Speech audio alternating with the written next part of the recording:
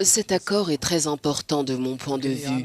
Il ouvre des perspectives aux Kenyans, car les travailleurs qualifiés ou les jeunes pourront venir se former en Allemagne. Cet accord va aussi nous aider à compenser le manque criant. Un âge médian de 46 ans, l'Allemagne s'ouvre à une main-d'œuvre kenyane en quête d'opportunités. Toutefois, des voix s'élèvent. Daniel Okello est un infirmier très sollicité dans cet établissement de santé situé à 26 km au sud-ouest de la capitale ougandaise, Kampala. Si chaque jour il s'occupe d'au moins 100 patients, il refuse de se laisser limiter par ses connaissances lorsqu'il traite leur cas. Si jamais je rencontre un défi avec un patient ou que je ne trouve pas la meilleure réponse dans nos manuels, je peux simplement rechercher les symptômes ou la condition sur Internet.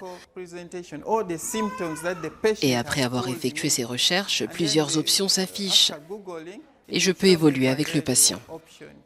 Le travail de Daniel est facilité par une connexion Internet sans fil grâce à HelloHub, une cabine alimentée à l'énergie solaire construite par Hello World et ses partenaires avec le soutien des communautés hôtes.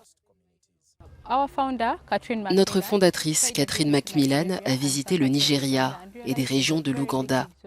Elle a réalisé qu'il existait un écart numérique énorme entre les zones rurales et urbaines.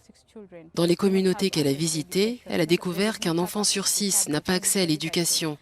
Ils n'ont ni tablette, ni dispositif numérique. Alors ce projet veut combler cet écart entre les communautés rurales et les zones urbaines. Ce dôme rend la technologie plus accessible à cette communauté. Il peut connecter jusqu'à 100 appareils à Internet sans fil dans un rayon de 100 mètres, et cela toute la journée.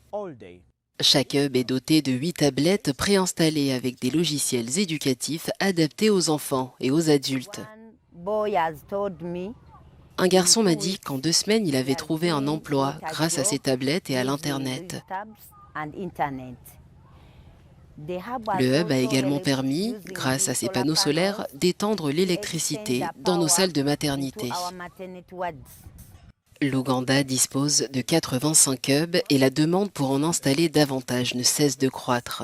Les chiffres montrent que les innovateurs dépensent environ 20 000 $ sur 5 ans pour déployer et maintenir une installation. Ils espèrent qu'en formant les communautés à construire leurs propres hubs, davantage de régions pourront devenir numériquement autonomes en République démocratique du Congo, au Kenya et au Nigeria.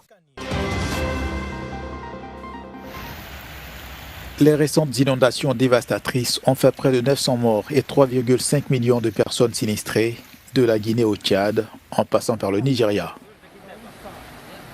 Le mardi 10 septembre, au sud de Maïdougouri, la capitale de l'État de Borno au Nigeria, l'effondrement du barrage d'Alto est venu empirer la situation de populations déjà exposées à la précarité, l'insécurité alimentaire et aux conflits régionaux. Les autorités ont dressé le bilan provisoire d'une trentaine de personnes décédées de la catastrophe et 400 000 autres déplacés. Cela s'ajoute aux 200 morts et 225 000 déplacés comptabilisés par les Nations Unies à la mi-juillet. Les médias rapportent une situation bien plus inquiétante au Tchad voisin, avec 1,5 million de personnes touchées par la montée de crue, aggravant ainsi une situation humanitaire également critique. Les organisations humanitaires indiquent 340 morts depuis juillet, 60 000 têtes de bétail noyées, 160 000 maisons détruites et 25 000 hectares de cultures submergées, compromettant les futures récoltes.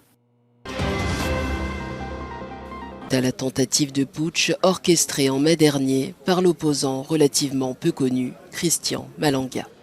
Le prévenu allemand Kulun Benjamin Riber est condamné à la peine de mort pour association de malfaiteurs, à la peine de mort pour terrorisme, à la peine de mort pour attentat, et faisant l'application de l'article 7 du Code pénal militaire, le tribunal applique la peine la plus forte, celle de mort, et confirme sa détention.